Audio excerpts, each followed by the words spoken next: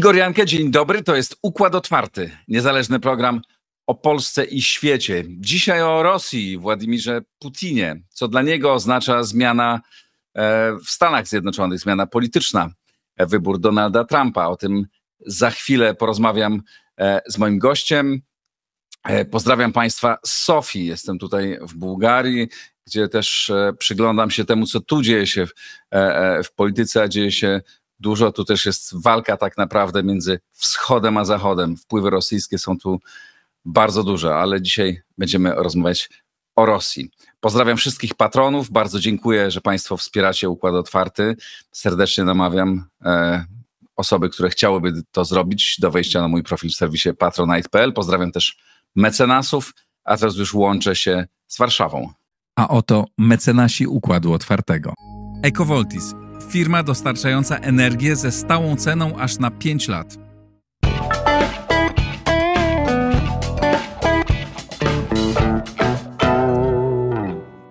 A tam profesor Agnieszka Legucka z Polskiego Instytutu Spraw Międzynarodowych. Dzień dobry, Agnieszko.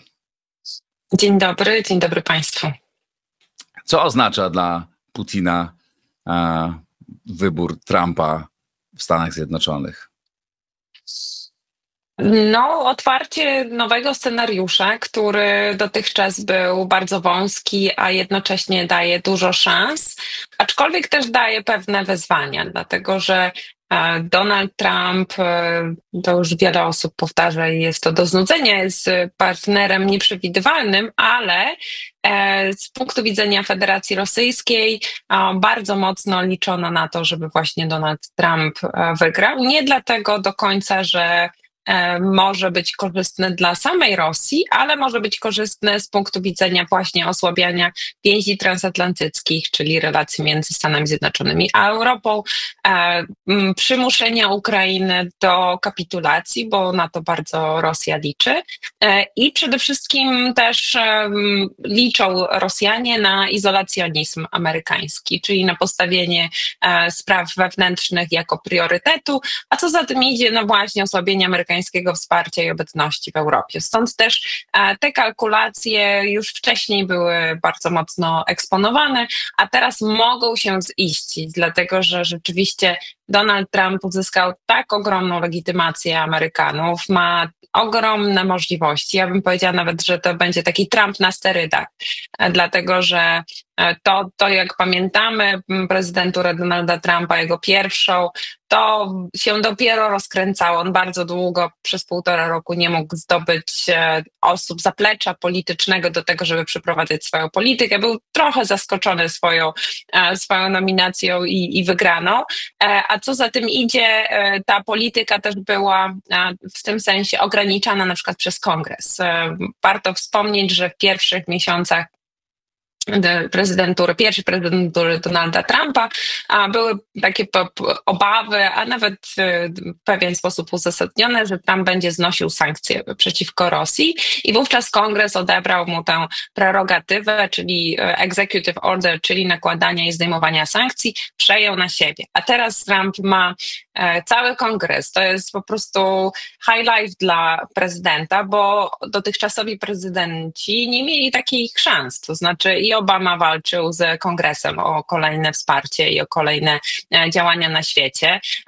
I Biden miał te problemy i sam Trump miał w dużej mierze Kongres podzielony. Teraz ma pełnię władzy do tego, żeby właśnie tę egzekutywę realizować, a z punktu widzenia Federacji Rosyjskiej, Rosjanie, oni się cieszą, ale tak się bardzo nie uśmiechają, jak to cytując klasyka. Stąd też dlaczego? Dlatego, że po pierwsze Rosji zależy na długotrwałej konfrontacji i cały czas już jest to podkreślane, że nieważne kto będzie w Białym Domu, ta konfrontacja nie zniknie z agendy, co znaczy, że wojna w Ukrainie, która jest postrzegana jako jeden z elementów tej większej konfrontacji, tej większego układu, czy też pomysłów na świat, będzie mogła potoczyć się w różnych kierunkach, pewnie o tych scenariuszach zaraz sobie porozmawiamy, ale jednocześnie rywal w postaci Stanów Zjednoczonych jest nadal rywalem, który właśnie pozwala mobilizować obywateli wokół Władimira Putina, pozwala pokazywać, że wszyscy są wrogami Rosji, więc nie zastanawiajmy się nad tym, czy mamy kanalizację, czy mamy ogrzewanie, tylko zastanówmy się nad tym, jak obronić tę wielkie państwo. I dlatego też z punktu widzenia elity władzy, która nie ma takich bodźców do rozwoju dla państwa, ta imperialna mrzonka, imperialne marzenie, imperialne poczucie wielkości spełnia się w takiej polityce konfrontacyjnej, w szczególności wobec Zachodu. Także jest uśmiech na twarzy, taki umiarkowany, a jest satysfakcja na nowe otwarcie albo nowe możliwości rozkładania, nie wiem, pionków na szachownicy, bo właśnie Trump może wywalić całą tę szachownicę do góry. I w związku z tym jest szansa dla Rosji, żeby przepchnąć swoje rzeczy, ale to nie jest już taka euforia, jak było w 2016 roku, kiedy Żywinowski otwierał właśnie, nawet nie przysłowiowego szampana, tylko otwierał rzeczywiście szampana, pili na zdrowie Donalda Trumpa, bo myśleli, że to się wszystko ładnie rozsypie na Zachodzie, a tak się jednak nie stało. Teraz jest większa powściągliwość, poczucie, że tak czy siak trzeba będzie na twardo z Amerykanami grać, bo Donald Trump jest tym właśnie twardym zawodnikiem, tak jest postrzegany. Stąd też ustala się, w jaki sposób się ustawić do nowej sytuacji.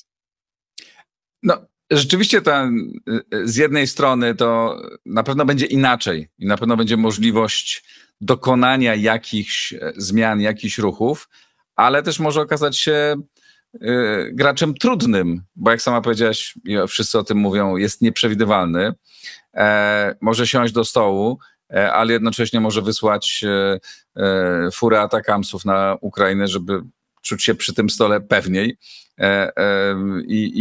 I to wcale nie musi być aż tak łatwo. Zresztą pierwsze sygnały, ja nie wiem, czy to tak odczytujesz, a może inaczej, czy w ogóle płyną jakieś sygnały z Moskwy, no bo pojawiły się dwie rzeczy w ostatnich dniach, ja zauważyłem, nie wiem, czy one może nie mają znaczenia.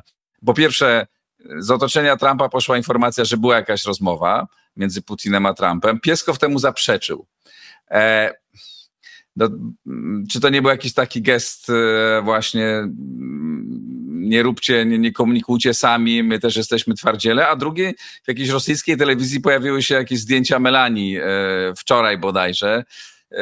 Trochę mi się nie chce wierzyć, że to tak przypadkowo akurat znaleźli jakieś zdjęcie czy jakieś filmiki mocno niekorzystne dla niej. Czy to nie jest też taki początek negocjacji?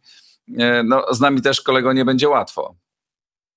Znaczy, wydaje mi się, że zarówno to negowanie rozmowy... Przepraszam, jedną rzecz dodam. Tuż po wyborach, bo akurat wtedy byłem w Kijowie,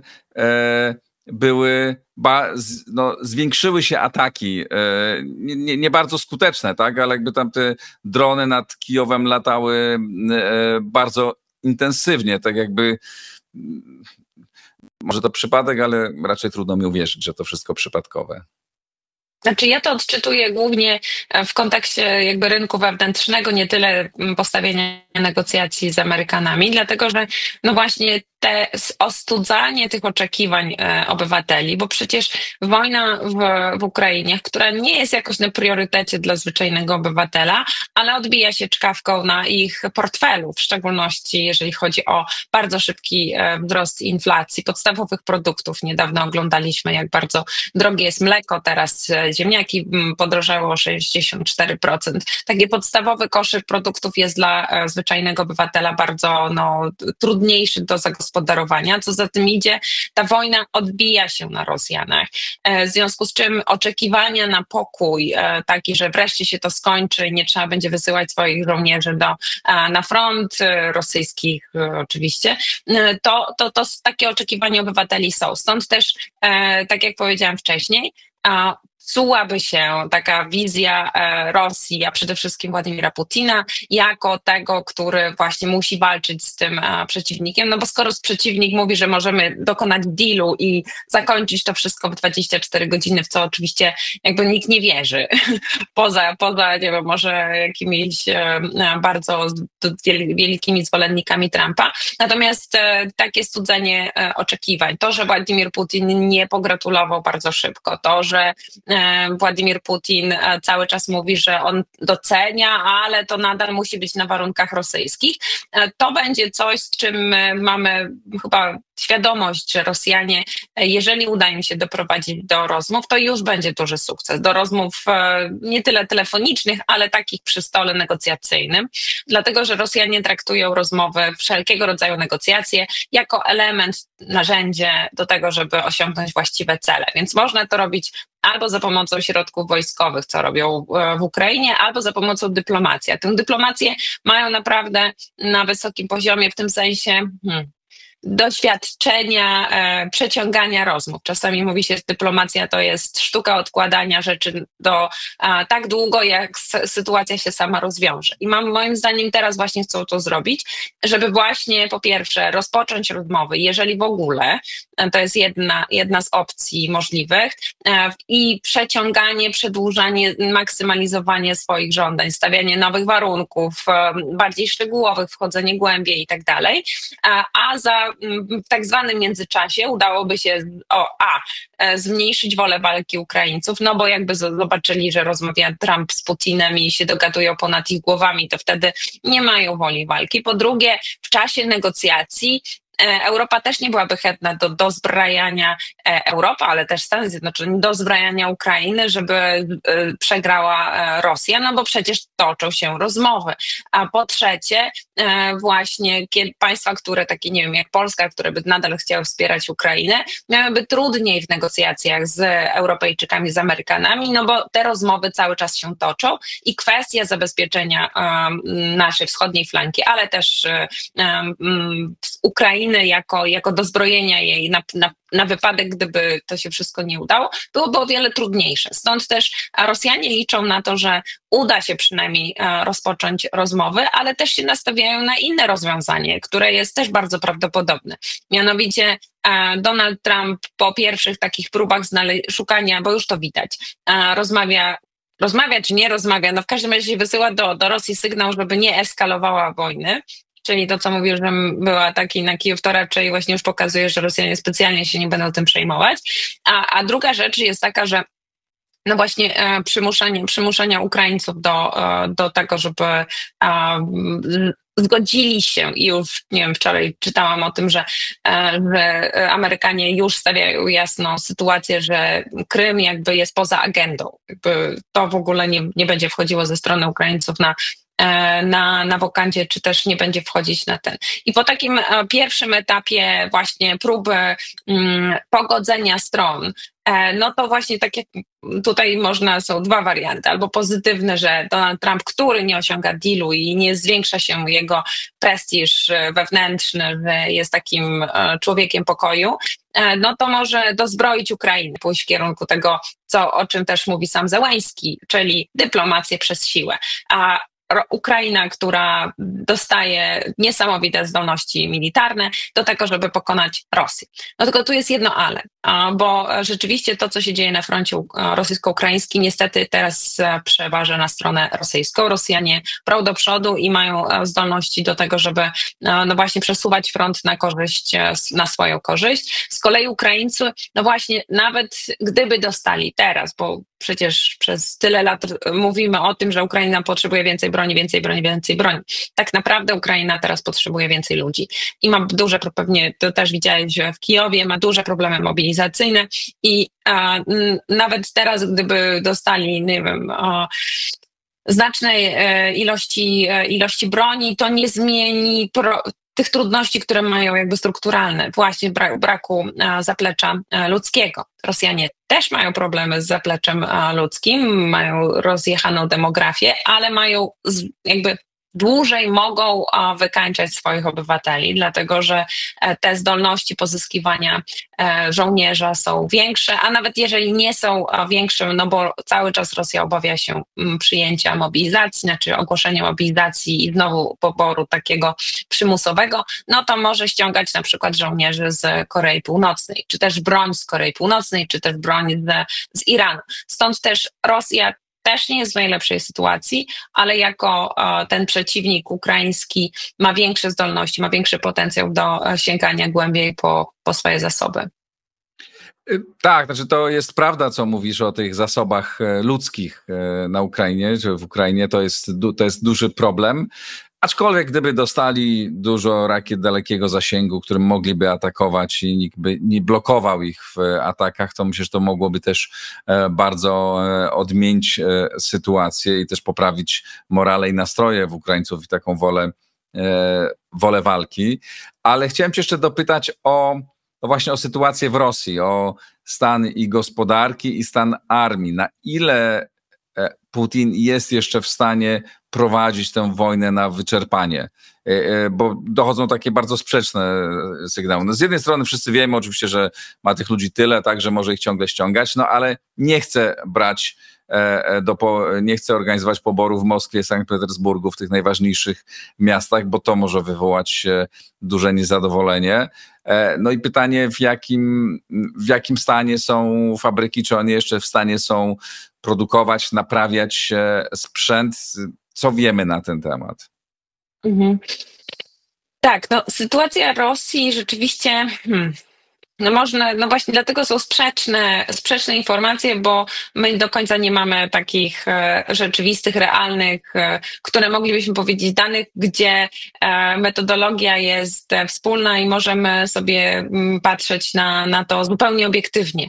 Stąd też często są różne sprzeczne informacje i trochę w Polsce mam wrażenie, że oscylujemy i też środowisko, nie wiem, twitterowo eksperckie, tak byśmy to nazwali, oscyluje między dwoma skrajnościami, że albo zaraz gospodarka rosyjska upadnie i to już w ogóle nie ma sensu, bo tak żeśmy przykręcili śrubę, że to nie ma szans pojechać dalej, a z drugiej strony zbytni optymizm mówiący o tym, że Rosjanom udało się właśnie prowadzić gospodarkę na tryby wojenne i że to wszystko po prostu hula, że za chwilę się to wszystko rozkręci i tutaj Rosjanie będą w stanie prowadzić tę wojnę długo i bez żadnych konsekwencji ekonomicznych. A więc ja bym wyważyła te dwie opcje, dlatego że rosyjska gospodarka rzeczywiście ma duże problemy zarówno z reżimem sankcyjnym, jak i tym, że na przykład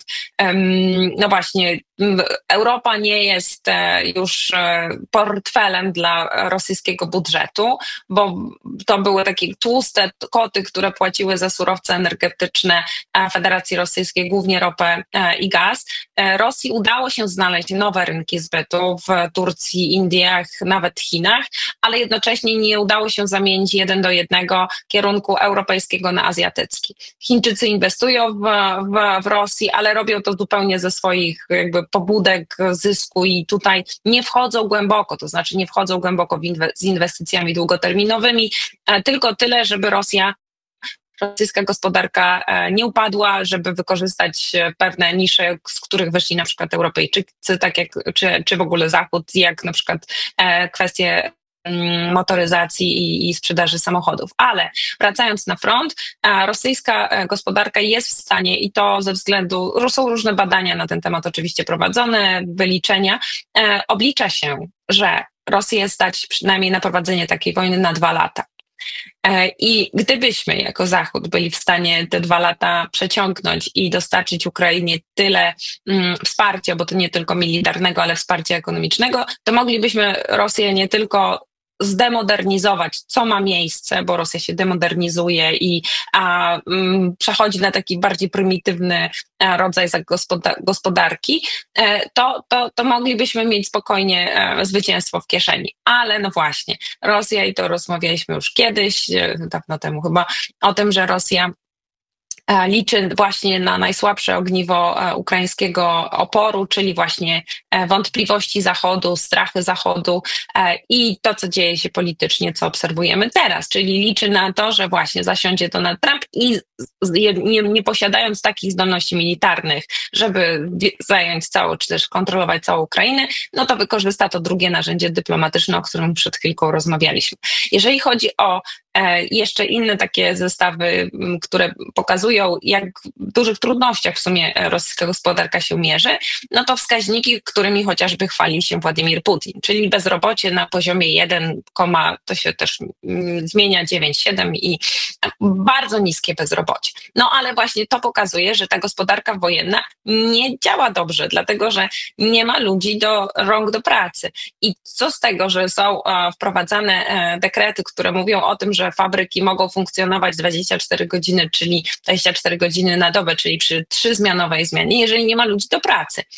Bardzo wysokie zarobki płaci się do okołowojennego sektora, czyli żołnierzom, którzy nie chcą jechać na front, podniesiono po 3-4-krotnie możliwość zarabiania na froncie i to jest nadal winda społeczna, to znaczy armia stała się windą społeczną dla ubożejącego rosyjskiego społeczeństwa. Więc to, że jest gorzej, nie jest gorzej z punktu widzenia prowadzenia wojny, no bo właśnie ubożające społeczeństwo, w szczególności z prowincji, ma pobudki do tego, żeby jechać na front, bo można zarobić naprawdę ogromne pieniądze, ale z drugiej strony na rynku pracy, który nie jest wojenny, te sektory okołowojenne wyciągają z rynku pracy właśnie pracowników i ci, i inne fabryki, inne po prostu sektory gospodarki borykają się z kolejnym brakiem rąk do pracy, a przy założeniu, że Rosjanie udaje im się albo powiedziałabym, że z miernym skutkiem udaje im się ściągnąć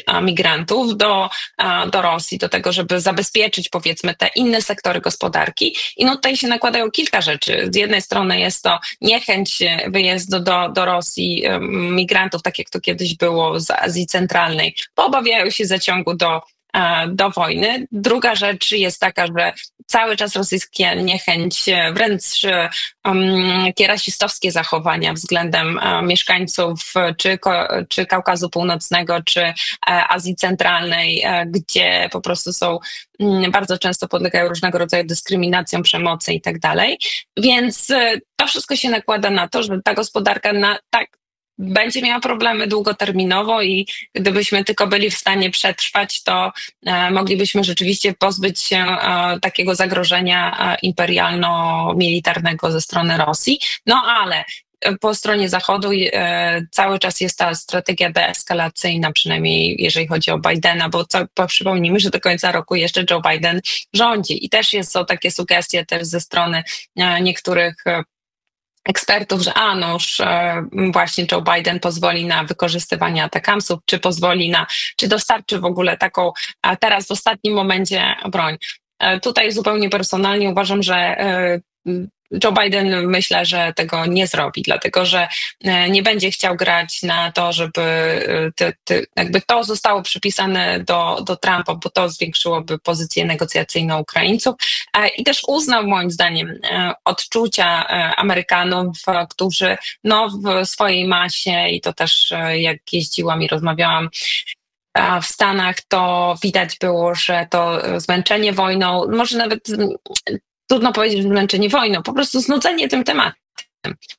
Co zrobi Joe Biden? Nie wiemy tak naprawdę, no bo równie dobrze może się w nim obudzić ten dawny antysowiet, który dobrze zrozumiał, jaka jest Rosja, i ten Joe Biden, który w początkowej fazie wojny jakby zachował się tak jak powinien się zachowywać. Pytanie jest takie, czy ty uważasz, że jest możliwe zwiększenie pomocy, radykalne zwiększenie pomocy, wsparcia militarnego ze strony Europy? Francja, Wielka Brytania mówią tak, będziemy stać, prawda? Premier Tusk też jakby intensywnie w tej sprawie prowadzi rozmowy. Są państwa skandynawskie. Czy twoim zdaniem może się utworzyć grupa państw, która realnie, nie werbalnie, ale realnie będzie w stanie wesprzeć Ukrainę?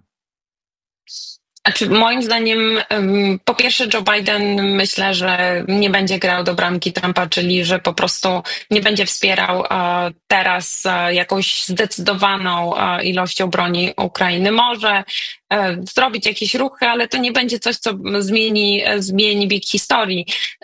A po drugie, to nawet nie wiem, czy może pojawić się jakaś taka koalicja sprzymierzonych w Europie i w ogóle na świecie, ale wydaje mi się, że jeżeli ziści się scenariusz, a no dużo na to wskazuje, że Amerykanie, czyli Donald Trump, będzie koncentrował się na Azji i będzie zmniejszał swoje zaangażowanie w Europie na rzecz czy to Azji, czy Bliskiego Wschodu. To są rzeczy, które Amerykanów bardziej interesują i jego administrację.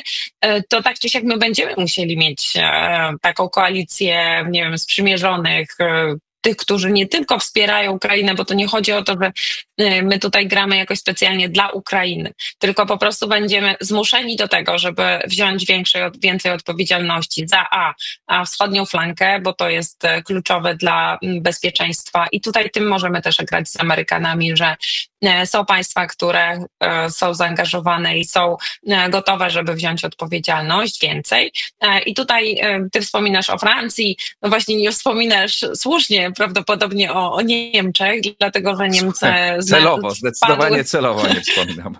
Wpadły w coś, co mój znajomy powiedział, że to jest taki gap year, czyli mamy, jeżeli chodzi o Niemcy, taki okres, w którym przetasowania polityczne wyłączą w dużej mierze działalność Niemiec w wspieraniu Ukrainy, ale w ogóle w polityce zagranicznej znowu będziemy mieć Niemcy skoncentrowane bardzo mocno na problemach wewnętrznych, więc Francja myślę, że jest przynajmniej przez najbliższy czas, do 27 roku zdecydowanie jest państwem, które rzeczywiście po pierwsze wysyła sygnały i wsparcia i tego, że chce zaangażować się w kwestie Europy Środkowej i Wschodniej, ale też państwa skandynawskie, Wielka Brytania, ale mamy też Kanadę, która też mocno cały czas wspiera Ukrainę. Tam jest bardzo duża mniejszość, to już od lat ta mniejszość ukraińska w Kanadzie, my tego nie rozpatrujemy w jakiejś na mapie międzynarodowej, ale rzeczywiście ilekroć spotykam się z Kanadyjczykami, to tak jakbyśmy rozmawiali jednym językiem, jakby Kanada była na wschodniej flance NATO i mamy teraz Koreę Południową, mamy też Australię, które to są państwa, które rzeczywiście może nie tylko, nie mówię, nie jestem zwolenniczką tego, żeby negować NATO i w ogóle wyrzucać do kosza i w ogóle już tutaj się nie interesować. Trzeba wzmocnić europejski filar NATO. W związku z tym w tym kierunku to jest w bardzo dużym naszym interesie, żeby cały czas utrzymywać sojusz, który nie tyle zastąpi, bo to też jest często w mediach podkreślane, że NATO nie powinniśmy liczyć na NATO, bo NATO nie załatwi wszystkich naszych problemów i ja się z tym zgadzam. Natomiast NATO jest naszym ogromnym jakby potęgowaniem naszych sił. Nie zastąpi zdolności obronnych i militarnych państwa członkowskie są zobowiązane do tego, żeby brać na siebie na swoje barki, ale jednocześnie mieć na zapleczu sojusz, który Amerykanie nie sądzę, że będą chcieli go zlikwidować. Mogą go jakby czasowo osłabić w negatywnym scenariuszu, ale jednocześnie cały czas, nieważne czy Amerykanie urządzali swoje interwencje na Bliskim Wschodzie, to cały czas NATO było traktowane jako takie toolbox, tak? Czyli coś, z czego można korzystać, z systemu dowodzenia, z systemu szkoleń, komunikacji, wzmacniania potęgi. Jakby to jest coś, z czego nie wolno rezygnować. Znaczy, wolno, ale generalnie nie byłoby to w naszym interesie. Stąd też koalicja takich odpowiedzialnych państw za wschodnią flankę, za bezpieczeństwo europejskie, jak najbardziej myślę, że będzie się kreować w najbliższych miesiącach. A co sądzisz o takich pojawiających się głosach, że administracja Trumpa będzie pewnie zmniejszać swoją obecność militarną w Europie, aczkolwiek nie całkowicie likwidować, ale też być może przesuwać te amerykańskie wojska, instalacje, sprzęt właśnie na wschodnią flankę NATO, do Estonii, Rumunii, może Polski. Czy to twoim zdaniem to jest możliwe? Znaczy, ja myślę, że to na pewno nie wydarzy się szybko. To, co się wydarza szybko, to próby właśnie domknięcia pewnych rzeczy. I tutaj już widzimy, że kwestie właśnie czy rozmów z Rosją, to nie są kwestie, które są zostawiane na styczeń, tak? No bo pamiętajmy, że cały czas Donald Trump obejmie swoją prezydenturę w styczniu, ale właśnie tak z racji tego, że to jest Trump na sterydach, no to zaczyna już pewne ruchy robić obecnie. I do tego też się przygotowywała właśnie cała jego ekipa, która przejmie odpowiedzialność. Natomiast takie dyskusje na temat tego, czy nie wiem, z Niemiec będą przesuwane siły do Polski w Europie Środkowej, myślę, że to jest kwestia, jeżeli już, długoterminowa, dlatego że i to nie jest kwestia tylko Donalda Trumpa, Amerykanie postrzegają Europę przez pryzmat Niemiec. To jest jakby pewien imperatyw, który czasami bywa dla nas korzystny, a czasami niekorzystny.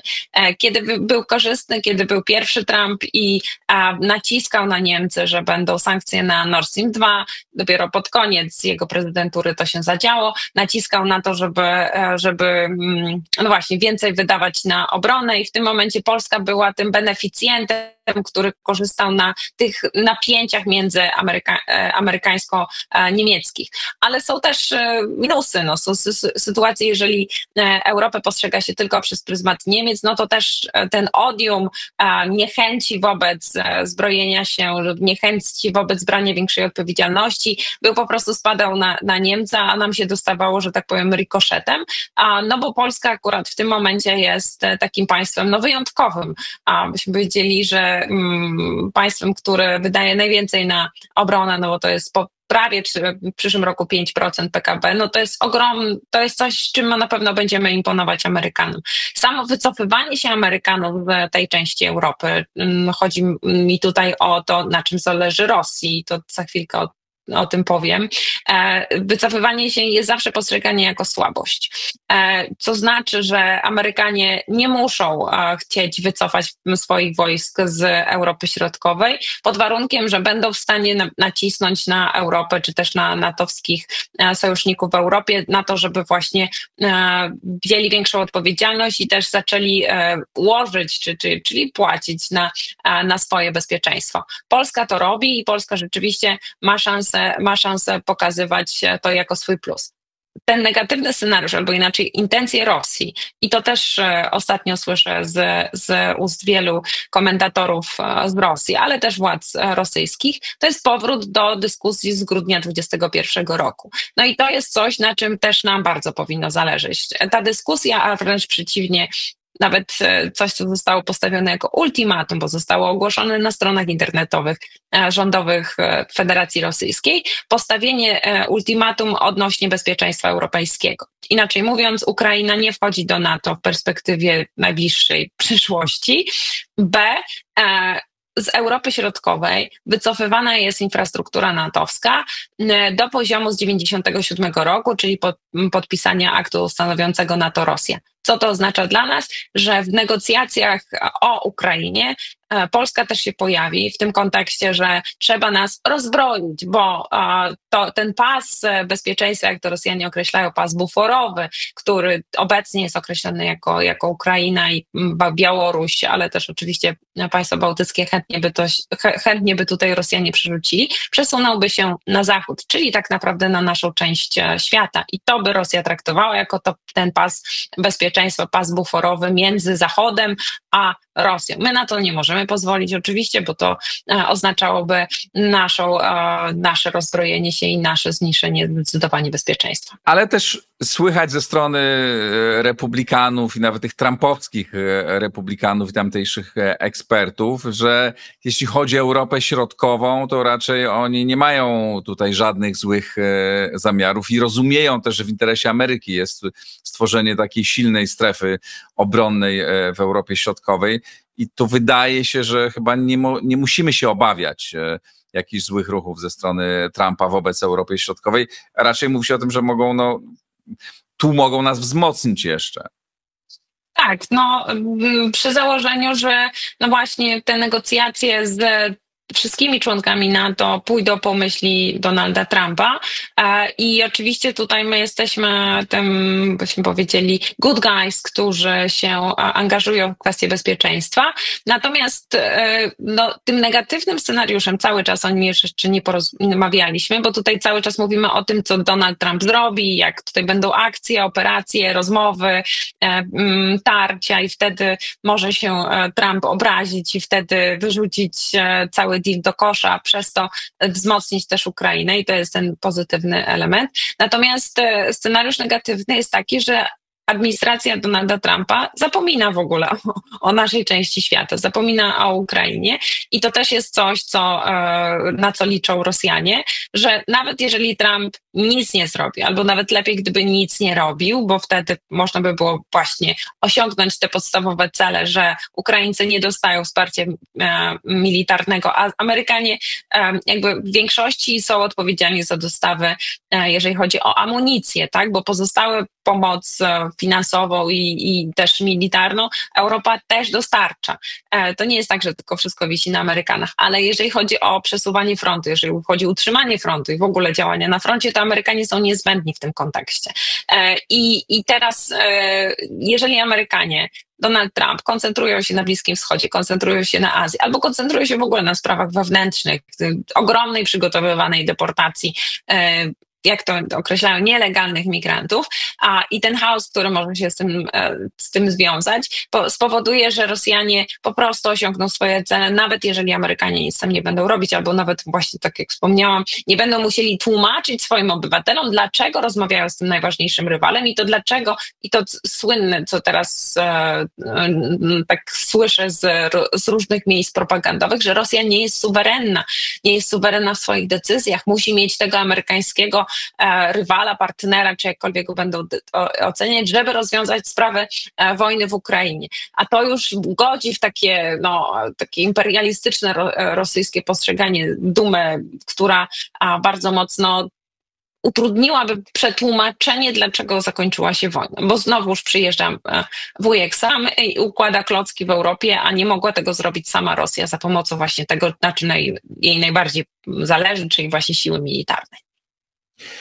A jakie dzisiaj cele stawia sobie Putin i na co twoim zdaniem jest w stanie się zgodzić, a na co nie, zwłaszcza jeśli chodzi o zdobycze terytorialne na Ukrainie? Znaczy w idealnym świecie, w którym wszyscy postępują tak, jak Rosjanie by chcieli, to rozmowy się rozpoczynają szybko i administracja Donalda Trumpa organizuje to spotkanie. Jest to oczywiście bardzo mocno nakręcane w rosyjskich mediach. Władimir Putin wita się, ja już to widzę, to oczyma rosyjskiej propagandy, wita się z Donaldem Trumpem, mówi, że to jest good friends od zawsze, że docenia wielkość tego mężczyzny, Stanów Zjednoczonych oczywiście. I rozmowy się rozpoczynają. I teraz tak, Rosjanie kładą coraz to nowe rzeczy na stole. Pierwsza rzecz to oczywiście jest neutralność Ukrainy na 50 lat albo jakiś taki termin, w którym będzie da Rosji możliwości strategicznego działania w tym państwie. Po drugie, oczywiście uznanie tych terytoriów okupowanych za rosyjskie. Żadne wprowadzenie sił pokojowych, to co proponuje DJ Vance, czyli wiceprezydent-elekt w Stanach Zjednoczonych, że mogłoby tam być jakiś pas buforowy, a tam rozsiani europejscy mirotworcy. No i w wersji rosyjskiej jeszcze rozmowy o tym właśnie, jak zabezpieczyć interesy Rosji, czyli stworzyć pas buforowy w Europie Środkowej, Ukraina bez Krymu, bez tych obwodów zajętych i Ukraina rozbrojona. Uważam, że to jest coś, czego jeszcze chyba nie pojawiało się w rosyjskich propozycjach, ale trzeba by było przywołać tę dyskusję, te negocjacje z marca 2022 roku, kiedy Rosjanie proponowali, że ukraińska armia ma się zredukować do kilkudziesięciu tysięcy i właściwie być podporządkowana właśnie Federacji Rosyjskiej ze względu na to, że te obawy o własne bezpieczeństwo. To są kwestie, na co Rosjanie by w pierwszej kolejności chcieli pójść. Ale właśnie, i tutaj trzeba by było zrobić małą gwiazdkę czy przypis, Rosjanie nie kontrolują wszystkich terenów, które mają zapisane w konstytucji. Czyli inaczej mówiąc, Rosjanie zajęli część obwodów ukraińskich na południu, ale jednocześnie faktycznie ich nie kontrolują. A z racji tego, że obawiali się odbicia tych terenów, bardzo szybko przeprowadzili tak zwane referenda, a potem aneksję obwodu chersońskiego, zaporowskiego i w Donbasie, co oznaczałoby, że jeżeli by udało się Amerykanom doprowadzić ten punkt do końca, to Ukraińcy musieliby się wycofać z tych terenów, żeby Rosjanie mogli je faktycznie zająć. Stąd też już nawet w tym momencie mamy przesłanki do tego, żeby myśleć, że ta wojna, front się nie przesunie, znaczy front nie utrzyma się na tej strefie, która byłaby ewentualnie wynegocjowana jako dla terenów, które są zapisane w rosyjskiej konstytucji jako rosyjskie. No, to musiałoby być też, jak każde porozumienie, zaakceptowane w jakikolwiek sposób przez Ukrainę. Ta wersja wydaje się nie do przejścia i też Ukraina, jak mówiliśmy na początku, tam nastroje nie są rewelacyjne i mają kłopoty, ale nie jest też aż tak dramatycznie, żeby nagle musieli się wycofać na całej linii frontu o, nie wiem, kilkadziesiąt kilometrów. To aż tak nie jest, więc oni na pewno tego nie zaakceptują się i się nie zgodzą. No pytanie, jak na to, jak na pierwsze propozycje Trumpa zareaguje Rosja? Zdaje się, jak powiedziałaś, tam mają świadomość, Putin ma świadomość tego, że to może nie być, że to mogą nie być łatwe negocjacje, więc jak powiedziałaś na początku, o ile dobrze pamiętam, Putin się cieszy z wyniku wyborów, ale się nie uśmiecha. Tak, no myślę, że jest większa świadomość tego, że pójście po prostu na dobre relacje ze Stanami Zjednoczonymi jest wewnętrznie trudne do przetłumaczenia własnym obywatelom. O ile ja w ogóle jak patrzę na relacje amerykańsko-rosyjskie i to, co wspomniałeś o Joe Bidenie, każdy prezydent amerykański po rozpadzie ZSRR, czy Clinton, czy Obama, czy Bush, George W. Bush, mieli taki krótki okres miłości do Rosji. I to jest coś, z czym na przykład Polska ma duży problem, bo cały czas mówi, koniec, zdrada, nie ma pozamiatane i tak dalej, nie ma nadziei w ogóle. Tymczasem po takim pierwszym okresie pewnych sygnałów pozytywnych ze strony głównie Amerykanów do Rosji, te sprzeczne interesy, które są obiektywnie sprzeczne na całym świecie, znaczy w sensie w różnych regionach świata, nawet na Bliskim Wschodzie, spowodują, że tak czy siak kończą się te rozmowy, czy też próby poprawy konfrontacją, rywalizacją i zderzeniem. To, co może do czego mogliby się transakcyjnie, bo to są w sumie dwaj transakcyjni gracze, dogadać, to na podział stref wpływów, czyli Rosjanie wychodzą z Bliskiego Wschodu, na którym Amerykanom bardziej zależy, bo Azja to jest troszeczkę inna kwestia. Tam Rosjanie nie mają aż tak dużych wpływów, ale mogą rozgrywać pewne rzeczy na Bliskim Wschodzie. I tu znowu stają po dwóch stronach barykady, bo Rosja ma Iran, bo Rosja ma Palestyńczyków, których teraz mocno wspiera, a Donald Trump nie ma żadnych wątpliwości, że powinien wspierać i wręcz nawet nie tyle wspierać, czyli być takim po prostu opiekunem dla Izraela i rozgrzeszacz go ze wszystkich rzeczy, których dokonuje właśnie w swoim regionie. Stąd też podział stref wpływów może być pewną transakcją, do której to byłoby dla nas bardzo i dla świata bardzo niedobre. Tak, zgadzam się. Dlatego Znaczy, mieliśmy czas, żeby się przygotować na perspektywę Trumpa.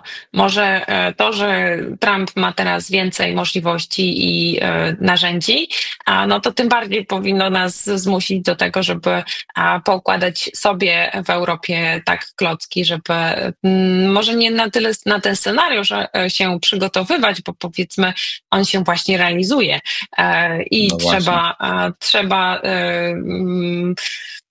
się wreszcie obudzić z tego snu, gdzie żyjemy pod parasolem amerykańskim i tylko Ameryka jest punktem odniesienia. Na koniec, tylko krótko już. Rozumiem, że raczej trudno się spodziewać, że działania wojenne zakończą się szybko. Ja bym się z tego, i co ty mówisz, i co ja jakby widzę i słyszę, myślę, że raczej nas czeka jakaś jeszcze eskalacja działań wojennych, zwłaszcza słychać w rejonie Kurska, tak, Rosjanie zgromadzili 50 000 żołnierzy i że obie strony będą teraz mocno przed tymi negocjacjami, żeby uzyskać dobrą pozycję, napinać muskuły. Tak, tak. No, tak jak ja pamiętam, byłam jeszcze w Stanach rok temu. Nie, jeszcze przed ofensywą.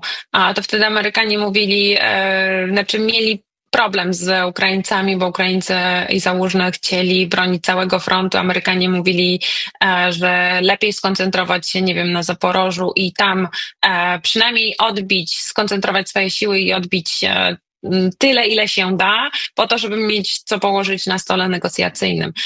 I tutaj ten transakcyjne podejście Amerykanów było moim zdaniem, no teraz jakby trudno wstecz decydować i rozpatrywać to w kontekście pozytywów czy negatywów. W każdym razie tak Amerykanie by chcieli mieć wtedy coś do położenia na stole. Ukraińcy nie wiem, czy mają zdolności do tego, żeby to zrobić.